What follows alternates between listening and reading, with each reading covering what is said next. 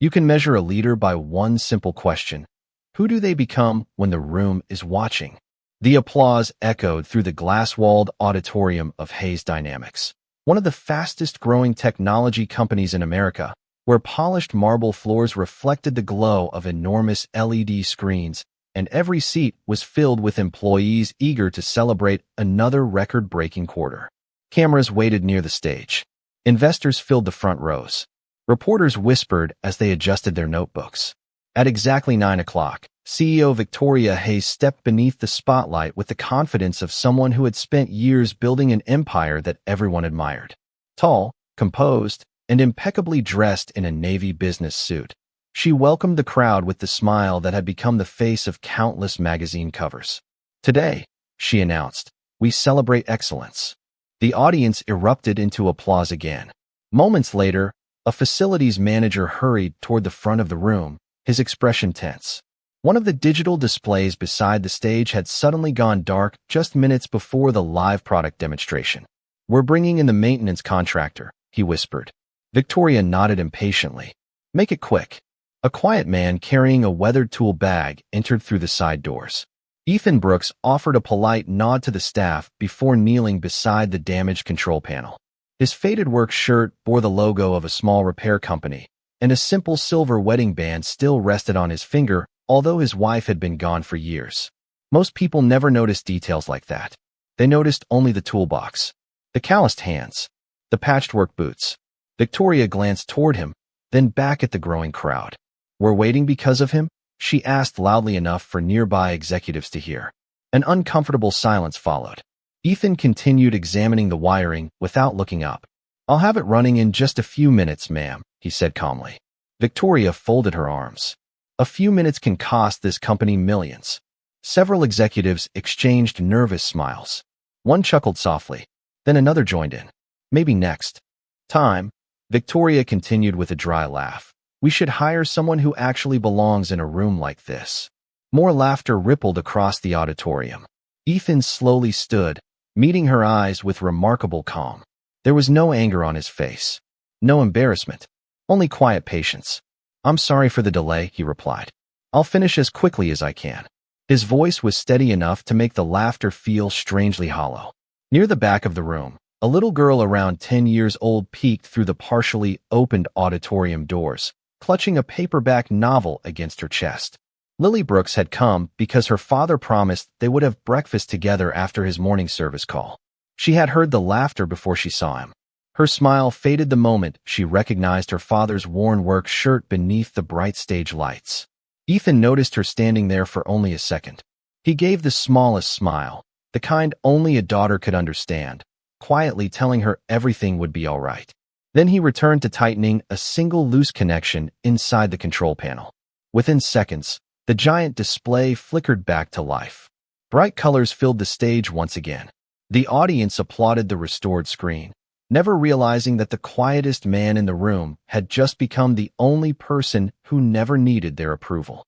The celebration continued as if nothing unusual had happened, yet the atmosphere no longer felt quite the same. Ethan Brooks quietly gathered his screwdriver, coiled the extension cable with practiced care, and closed his weathered toolbox. No one thanked him. No one stopped him. The applause was now for Victoria Hayes as she unveiled the company's newest innovation, while the man who had restored the presentation slipped toward the exit almost unnoticed. Lily waited beside the auditorium doors, still holding her book tightly against her chest. She searched her father's face for disappointment, but found only the same gentle smile she had known her entire life. "Ready for breakfast?" Ethan asked. She nodded, although her small voice carried more concern than excitement. "Daddy, did those people laugh at you?" Ethan opened the front door, letting the cool morning air drift into the lobby before answering. "Sometimes people only see the job someone is doing today," he said softly. "They do not always see the journey that brought them there." Lily looked down at her sneakers as they walked across the parking lot toward his aging pickup truck. "Did it hurt your feelings?" Ethan paused before unlocking the passenger door. "Words only become heavy if we decide to carry them for a long time." She thought about that while climbing into the seat. He fastened her seat belt with the same careful attention he had shown every morning since she was little. They drove several miles to a neighborhood diner where the waitress already knew their names. The smell of fresh coffee, pancakes, and maple syrup filled the room. A corner booth beside the window had become their Saturday tradition whenever Ethan finished an early service call. Lily stirred whipped cream into her hot chocolate without speaking. Finally, she looked across the table. "Mom would have been proud of you today." Ethan smiled quietly. "Your mother believed kindness lasts longer than pride." Before he could say another word, his phone vibrated across the table. The caller identification showed the small maintenance company that hired him on contract. "Ethan, are you near your truck?" his supervisor asked, sounding unusually tense. "Yes, what happened?" Every monitoring system at Hayes Dynamics just lit up. Their network is acting strangely. They are saying computers are freezing across multiple buildings. Conference rooms cannot access files. Employees are getting locked out. They have already called 3 emergency vendors. Ethan glanced through the diner window toward the bright blue sky. "I only repaired a display panel," he answered calmly. "I never touched their servers." "I know," the supervisor replied. "This sounds much bigger than a maintenance issue." Ethan ended the call and slipped the phone back into his pocket. Across town, inside the towering headquarters of Hayes Dynamics, celebration quickly gave way to confusion. Computer screens flashed unexpected error messages. Security badges stopped opening. Restricted doors. Customer support lines filled faster than anyone could answer them. Engineers rushed from one floor to another carrying laptops and cables while executives abandoned the reception hall for the operations center. Victoria Hayes stood before a wall of giant monitors that moments earlier had displayed soaring sales numbers. One screen after another faded into black before filling with blinking warning symbols. The confident smile that had carried her through the morning presentation disappeared without a word, and for the first time that day, the loudest sound inside the building was not applause but silence. Inside the Emergency Operations Center, the steady rhythm of keyboards and quiet conversations had been replaced by hurried footsteps and anxious voices. Red warning banners spread across dozens of monitors, while digital maps showing company facilities blinked one location after another. Every passing minute brought another report. Customer orders were freezing before completion. Distribution centers could not synchronize inventory. Financial dashboards stopped updating. The company had spent years building a reputation for reliability, and now that reputation seemed to be slipping away one screen at a time. Victoria Hayes stood perfectly still with her arms folded, refusing to let anyone see the concern growing behind her calm expression. "Status?" she asked. The chief technology officer inhaled slowly before answering. "We isolated the first failure, but every correction creates 2 more. It is moving through systems that should not even be connected." Another engineer looked up from his laptop. "Cloud backups are responding too slowly. Internal authentication is failing. We cannot identify the original trigger." A third specialist shook his head. "This is not behaving like ordinary equipment failure." The room grew quieter. Every expert present had impressive credentials, yet none of them could explain why the company's own safeguards were collapsing together. Across the building, employees gathered in hallways holding silent conversations, refreshing phones that displayed nothing but loading symbols. News outlets had already begun, reporting unexpected service interruptions. Investors started requesting emergency briefings. Every notification sounded louder than the one before it. Victoria walked toward the enormous operations display where dozens of red indicators glowed against a dark background. She had spent 15 years building Hayes Dynamics from a small software startup into a company trusted across the country. Thousands of families depended on its success. Thousands more depended on businesses that depended on hers.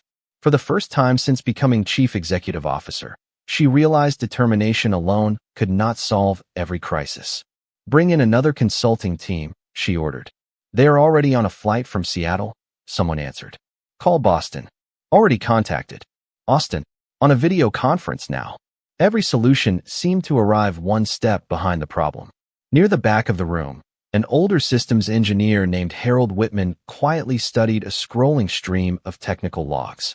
His silver hair and worn reading glasses made him look more like a retired professor than one of the company's earliest employees. He had remained silent for nearly an hour while younger engineers debated theories that grew weaker with every passing minute. Then his eyes stopped moving. His breathing slowed. He leaned closer to the monitor as though recognizing the handwriting of an old friend. "No," he whispered almost to himself. Another engineer glanced over. "Harold." He removed his glasses and rubbed the bridge of his nose before speaking again. "These architecture patterns, these recovery pathways. I have seen them before." Victoria turned toward him immediately. "Can you fix it?" Harold looked at her with an expression she had never seen on his face. It was not fear. It was certainty.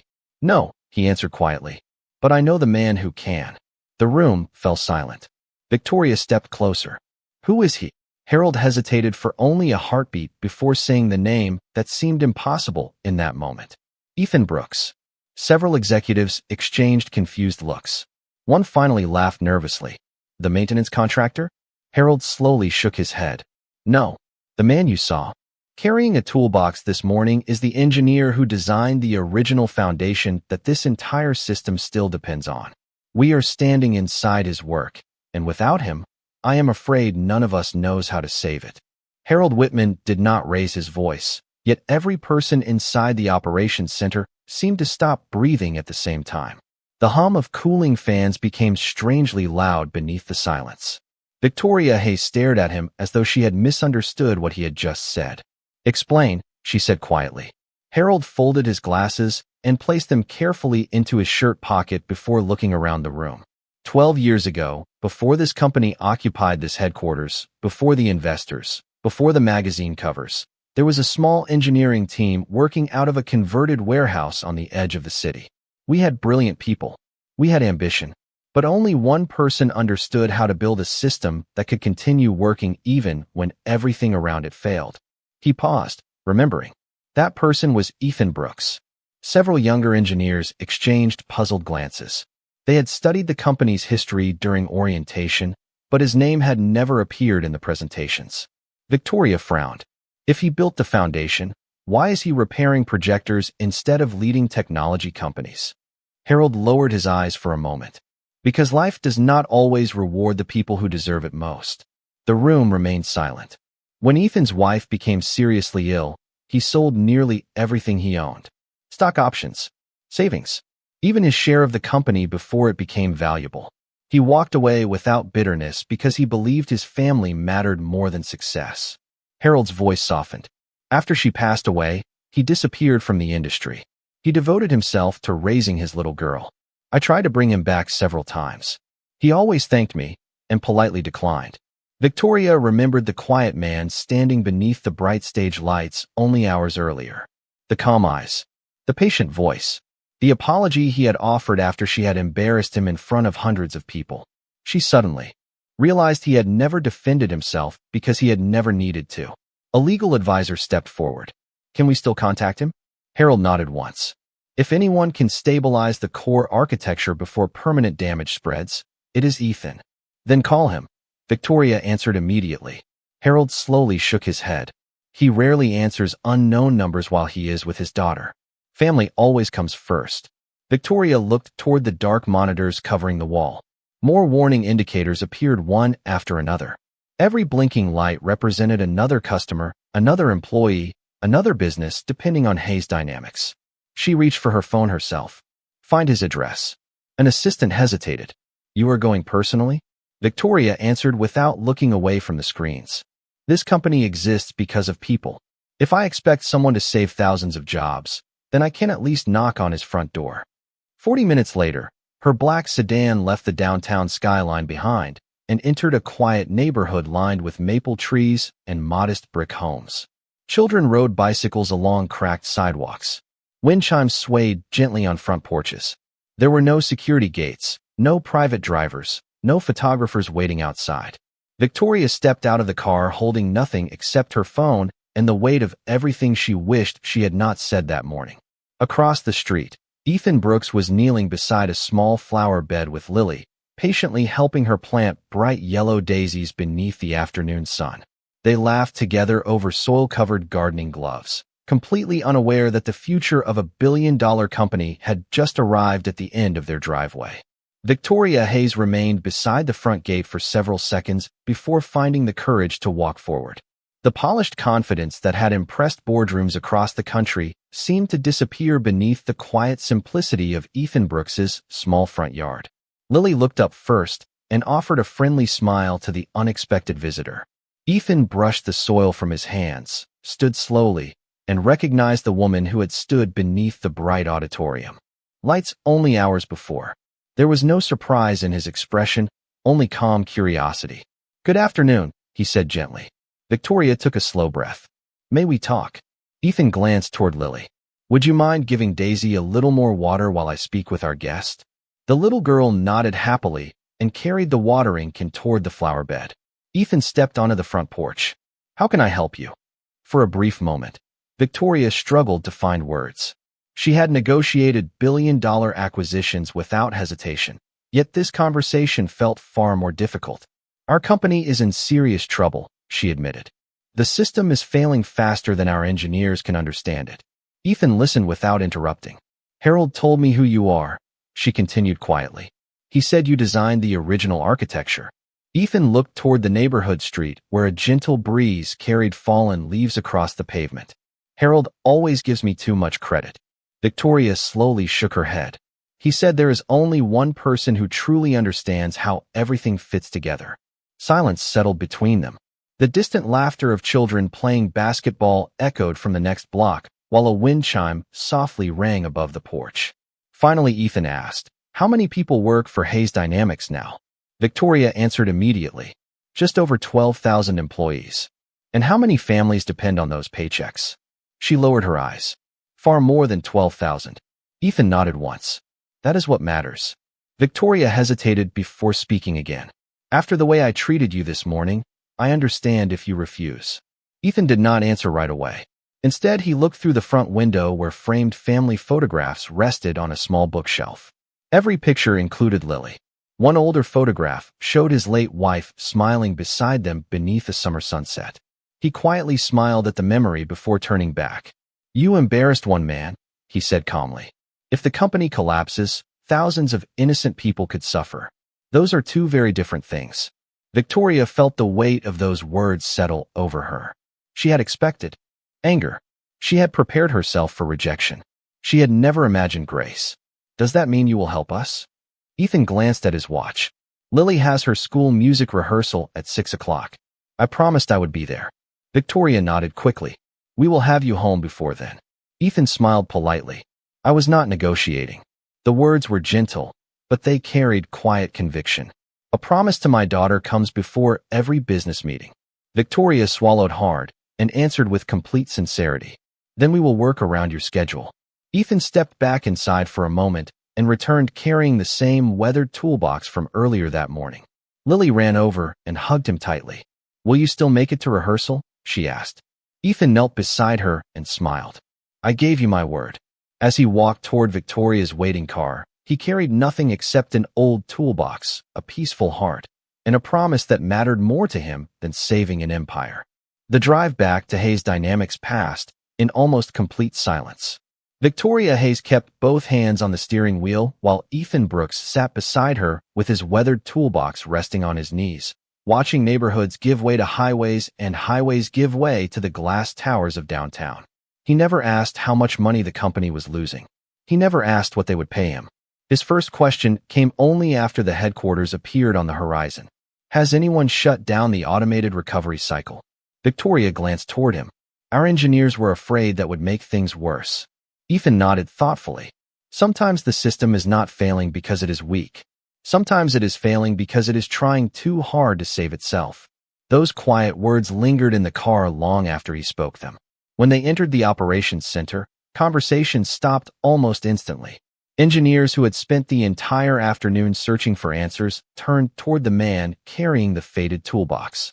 Some recognized him from years earlier. Others remembered only seeing him repair the display screen that morning. Harold Whitman walked forward with visible relief. "I knew you would come." Ethan smiled warmly. "You knew I would come because innocent people are involved." He set the toolbox beside an empty workstation but never opened it. Instead, he studied the enormous wall of monitors in complete silence. His eyes moved from one screen to another, following streams of information faster than anyone else in the room could process them. He listened to the rhythm of cooling fans. He watched tiny delays between system responses. Then he closed his eyes for a single moment, as though hearing a familiar melody that had drifted out of tune. "Stop every automatic repair script," he said calmly. Several engineers immediately looked at Victoria. She nodded. "Do it." One by one, the recovery programs shut down. Alarm messages briefly increased, causing several executives to panic. "The warnings are multiplying," someone shouted. Ethan remained perfectly composed. "Wait." The room obeyed. 30 seconds passed. Then another 30. Gradually, the flood of new alerts slowed. One monitor stabilized. Then another. Several engineers stared at their screens in disbelief. Ethan walked toward a digital architecture diagram displayed across 3 large monitors. He pointed to a small section buried beneath thousands of interconnected processes. "There." Harold leaned closer. "The legacy synchronization bridge." Ethan nodded. It was designed to protect every system during unexpected failures. But over the years, new software kept being added on top of it. Too many automatic recovery tools are now trying to control the same pathway. They are competing against each other instead of helping each other. An engineer whispered, "We have been fighting the protection instead of the problem." Ethan smiled gently. Exactly. The room suddenly transformed. Instead of guessing, every engineer now had clear direction. Instructions spread from one workstation to another with renewed confidence. Systems that had seemed impossible to understand began responding exactly as Ethan predicted. Customer services slowly reconnected. Internal authentication returned. Green status lights replaced flashing red warnings one after another. Victoria stood quietly near the back of the room, watching hundreds of employees regain hope because one humble father had chosen compassion over pride. She realized that the greatest strength in the building had never belonged to the loudest voice, the most expensive suit, or the highest office. It belonged to the man who had walked through the front doors carrying an old toolbox and a heart that refused to let other families suffer, even after his own dignity had been tested. One by one, the warning lights disappeared until only a handful of yellow notifications remained on the massive operations display. The tension that had gripped the building for hours slowly gave way to cautious relief. Employees who had been afraid to speak above a whisper now exchanged hopeful smiles across their workstations. Customer service representatives began receiving confirmation that accounts were reconnecting. Distribution centers reported normal synchronization. The company was breathing again. Ethan Brooks stepped away from the keyboard and looked at the nearest wall clock. 5:23 in the afternoon. He quietly picked up his weathered toolbox. Harold Whitman walked toward him with a broad smile. "You did it again." Ethan returned the smile with a gentle nod. "No, everyone in this room did it. They simply needed the right direction." Several engineers looked at one another in surprise.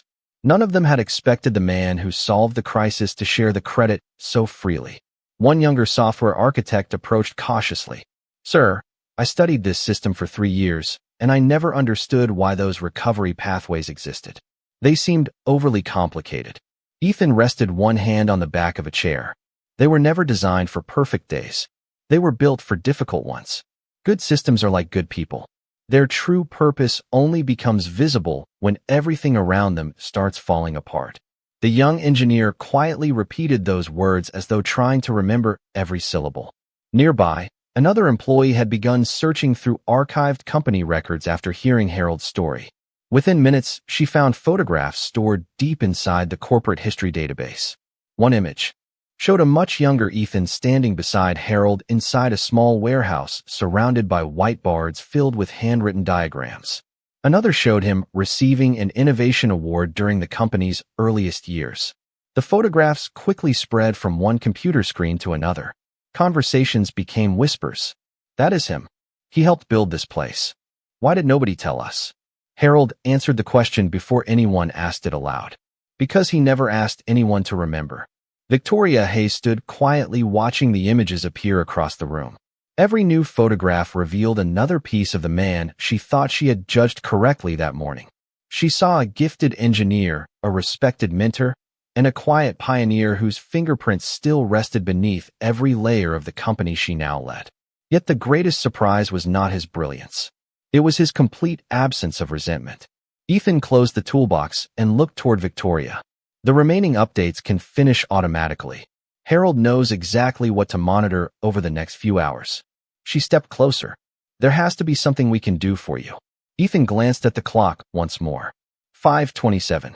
Actually, he replied with a warm smile, there is. Victoria waited. Please move your car. If downtown traffic stays heavy, I might be late for my daughter's music rehearsal. For a brief second, nobody spoke. Then several employees smiled. One engineer quietly laughed, not out of amusement, but out of admiration. Here stood the man who had just protected thousands of careers, yet the only thing on his mind was keeping a promise to his little girl. Victoria felt something inside her shift in a way no business victory had ever accomplished. She had spent years believing greatness was measured by market value, headlines, and executive titles. But standing before Ethan Brooks, she began to understand that the strongest people often live the quietest lives, and the richest character could never be measured on a balance sheet. By the time Ethan Brooks arrived at the middle school auditorium, the evening sun had begun painting the sky in warm shades of gold and amber. Parents filled the rows with quiet conversations while children waited behind the curtain, adjusting music folders and smoothing nervous smiles. Ethan slipped into his seat only moments before the performance began. Lily spotted him from backstage, and her shoulders relaxed immediately. She knew he had kept his promise. Hundreds of miles of fiber optic cables, thousands of employees, and an entire corporation had not mattered more to him than being present for one little girl who searched the audience for her father. Across town, the headquarters of Hayes Dynamics had returned to life.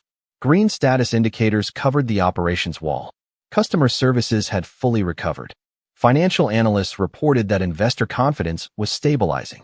The crisis that had threatened years of work had quietly faded because one man chose grace instead of resentment. Yet Victoria Hayes found no satisfaction in the victory. She stood alone inside the executive conference room, looking through the floor-to-ceiling windows at the city lights below. Her reflection stared back at her with uncomfortable honesty. She replayed the morning in her mind. The laughter, the careless words, the quiet apology offered by the very man she had humiliated. For the first time in many years, she realized success had slowly convinced her that titles revealed character, when in reality they often concealed it. Early the next morning, every employee received an unexpected message requesting attendance at a company-wide meeting. Confusion spread through every department. Rumors moved faster than elevators. Some expected an announcement about the system failure. Others assumed another product launch had been scheduled. At exactly 10 o'clock, the auditorium filled once again. The same stage, the same bright lights, the same seats where laughter had echoed only a day earlier. Victoria walked to the center of the stage without the confident smile everyone had grown accustomed to seeing. She allowed several quiet seconds to pass before speaking. Yesterday, she began, I made the most serious leadership mistake of my career. The room became perfectly still. I judged a man by his appearance instead of his character. I mistook humility for weakness. I believed position deserved more respect than integrity. No one moved. No one whispered. She continued, her voice steady but deeply sincere. While many of us were celebrating what this company had built, the person who helped build its very foundation stood in this room, carrying a toolbox, and I failed to recognize him. Worse than that, I failed to treat him with the dignity every human being deserves. Employees slowly lowered their eyes. Several remembered laughing with the crowd. Others remembered remaining silent when they should have spoken. Victoria looked toward the front row where Harold Whitman sat quietly listening. Yesterday this company was saved, but not because of technology alone. It was saved because one father chose compassion over pride and responsibility over revenge. She paused before speaking the words that mattered most. Ethan Brooks accepted no reward, demanded no apology, and asked for nothing except enough time to attend his daughter's music rehearsal. That is the kind of character no business can manufacture, and no amount of success can replace. When she stepped away from the microphone, the auditorium remained completely silent, because sometimes the deepest respect is not expressed through applause, but through the quiet realization that every person in the room has just learned an unforgettable lesson. Several weeks passed, and life quietly returned to its familiar rhythm. The headlines that had briefly questioned Hayes' dynamics disappeared, replaced by stories about innovation and recovery. Investors regained confidence. Customers continued placing their trust in the company. Yet inside the executive office, one small object never changed its place. Resting inside a simple glass display case was an old visitor badge with the name Ethan Brooks printed across the front. It was not displayed because he had saved billions of dollars. It remained there because it reminded everyone who entered that respect should never depend on a person's title, clothing, or paycheck. Victoria Hayes often paused before that display each morning. It became her private promise to lead differently. She began visiting every department without an entourage, learning the names of custodians, receptionists, technicians, and security officers. She listened more than she spoke. Employees noticed the change long before any official announcement. The culture inside the company slowly transformed, not through expensive leadership seminars, but through one lesson that could never be forgotten. One Friday afternoon, Victoria drove once again to the quiet neighborhood where Ethan and Lily lived. This time she carried no urgent request and no fear of another crisis. She simply knocked on the front door with a small envelope in her hand. Ethan welcomed her inside with the same calm smile he always wore. Lily sat at the dining table finishing homework while the smell of homemade soup filled the cozy kitchen. Victoria placed the envelope on the table. "The board unanimously approved this," she said. "We would like you to return as our Chief Technology Officer. The compensation package is yours to define. The position will remain open for as long as you need." Ethan looked at the envelope but did not reach for it. Instead, he poured 3 cups of tea and invited her to sit. After a quiet moment, he finally spoke. "I am grateful for your kindness." Victoria waited hopefully. Ethan smiled toward Lily, who looked up from her homework and smiled back. "But several years ago, I learned that success can ask for more than people realize. I already have the title that matters most to me." Victoria followed his eyes toward Lily and immediately understood. Ethan gently pushed the unopened envelope back across the table. "If you ever need advice, I will answer your call. If your engineers need guidance, I will gladly help. But every afternoon I want to be here when my daughter walks through that front door." There was no disappointment in Victoria's expression, only admiration.